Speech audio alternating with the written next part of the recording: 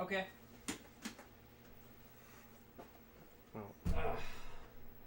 Arcade hardware. Not even once. For what it's worth, when we get to TGM3, everything will miraculously work. Yeah, TGM3 will work fine. Okay. Alright. Give me 1 sec. We can just have TWF go boop, boop, boop, and it'll be like we're playing the real thing. Alright. Fuck the sound. Alright. We don't need that shit. So...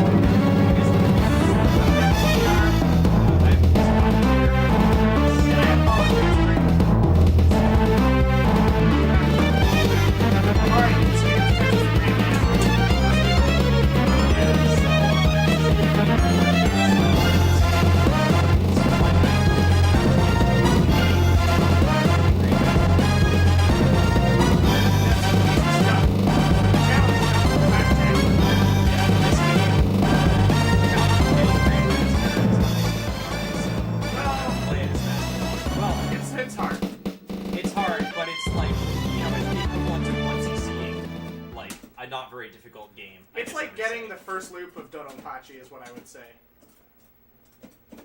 This is off to a great start. Make sure you don't kill yourself doing this. Yeah, so as you might notice, let's see, what should I point out? He's dropping the pieces manually.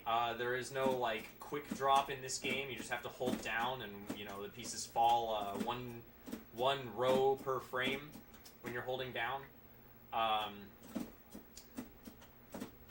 What this means is that for optimal time attack in the low gravity sections, you want to stack up really high, because you're going to waste some number of frames for each piece dropping it, and you want to minimize that.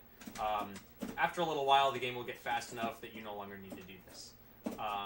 This is just off to a spectacular start, really. Now, this looks bad, but he'll probably be fine. Time attack-wise, I will definitely not be fine, but run-wise, I think we're still salvageable. Yeah, we're alive. No continues. Exactly. That's the best part about this game. Yeah, you can't even continue. You cannot continue in this game. If you top out, you gotta put another credit in and start. That would be interesting if TGM had continues. I'm not even sure how that would work. Okay, so he's got himself in a... Well, never mind. I was going to say he had himself in a sticky situation because he needed an eyepiece, the long piece, in order to repair his stack, and he also needed one to clear. But this is still a little precarious. He got lucky, and it's fine. So, this game, I guess I'll explain a little bit of the history about it.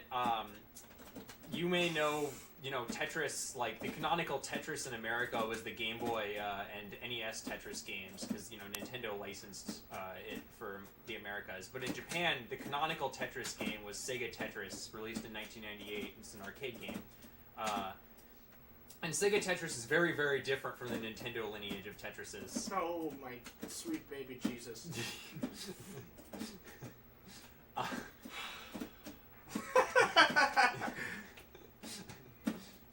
Maybe focus on finishing the game. Oh, I'm good. Just mistake after mistake. We're good. Yeah. So, in Sega Tetris, they had a different kind of way that the pieces rotated. Yes, this game is supposed to have music. It has a banging soundtrack made by the Sampling Masters people of Beatmania 2DX fame. And Ridge Racer. And Ridge Racer, yes. Ridge Racer! Unfortunately, everything is going wrong with our JAMA setup that could possibly go wrong today. So, it's like as bad as it could be. Yeah, that's why the stream looks super blown out, because we're running like JAMA line voltage to our capture card, which expects... Probably is like gonna blow up our capture card. But... expects VGA, not high voltage JAMA, but you know, it works. It just looks terrible. For some definition, it works. Yes. And of course, there's no sound because we couldn't. I don't know. We actually don't know why. I don't know why there's no sound. I hooked it up and it just doesn't do anything. It's probably either a problem with the cable or a problem with the distribution board in the cabinet. Or we blew up the board, which is also... No. No. Who cares? Anyway, back to the game. Right. Anyway, back to the game. So now you can see. Okay. The swagged out maneuver there. Now I forgot. I didn't ever explain how you actually advance in this game. You can see he has a level counter in the lower right next to the playfield. This goes up by 1 every time a piece spawns and every time he clears a line. So your goal is to get to level 999, which takes roughly 700 pieces because, you know, it's pieces plus clears. One other wrinkle is that every time... Nice skimming. Yeah. Every time you get to the end of one section, which is 100 levels, so like level 99 or 199, etc., you have to clear a line to get to the next level. And again, at level 998, you have to clear one more line to get to level 999 and finish the game. Now this game, speed-wise, is pretty simple. Basically, all of the timings are constant. It just increases the gravity slowly over the course of the game until level 500, at which point the gravity is infinite. Now, I should explain, one of the things that this game takes from Sega Tetris is lock delay, where... okay, so he's almost at level 500, so the pieces, as soon as he reaches level 500, the pieces will fall instantaneously. Oh, Jesus. And... Come One of on! these days, he'll clear a line. Come on! Okay, there we go. Now, Kevin, being a poor player of this game, is complaining about the randomizer ripping him off, but nah. TGM1's randomizer is actually significantly crappier than TGM2. Yeah, so the randomizer is, it's not true random. Another difference between this and the Nintendo games. Whoa, that didn't look good. Anyway. It has basically, keeps a buffer of the last pieces it drew you, and it's disinclined to give you those pieces again. It tries repeatedly to not give you any pieces that you just got. But it doesn't try as many times as later games. Yeah, it doesn't try infinitely many times. It just tries it a couple of times. It tries less than TGM2. Yeah, and in TGM2 it does more rolls, which gives a more even randomizer. The point of this is basically to avoid droughting you while not making the randomizer completely predictable. Yeah. Let's see. Right, so lock delay, which this game takes from Sega Tetris, is basically when the piece hits the bottom, I can't even talk right now. It doesn't lock immediately. You have a little bit of time to move it back and forth or rotate it before it locks. And you can hit the down button, hit down on the stick to make it lock immediately, which is, of course, essential to playing fast, because otherwise you have to wait through the lock delay, which in this game is always 30 frames or half a second.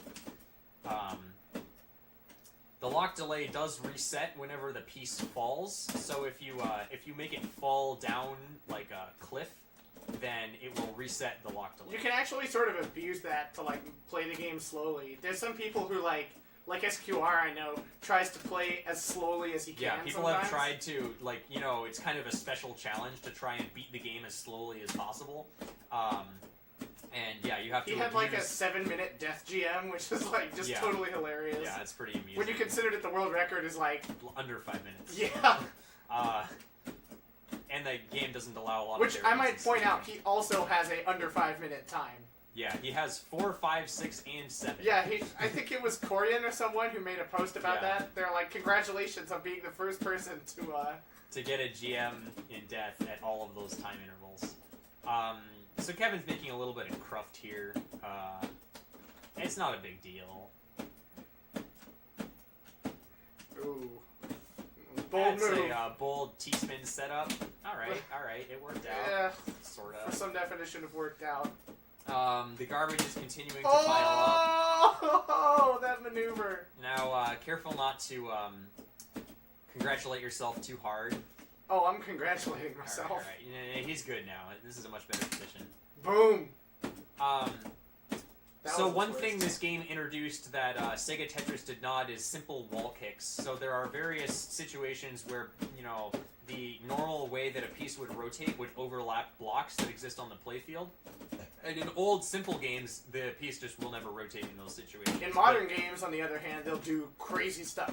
Okay, well, let's not go into that. But in this game, they introduced simple rules where basically it will try and move the piece right and left one column to see if it works, just to make the game a little like easier to play, basically. And even those two simple rules give you a lot of mobility.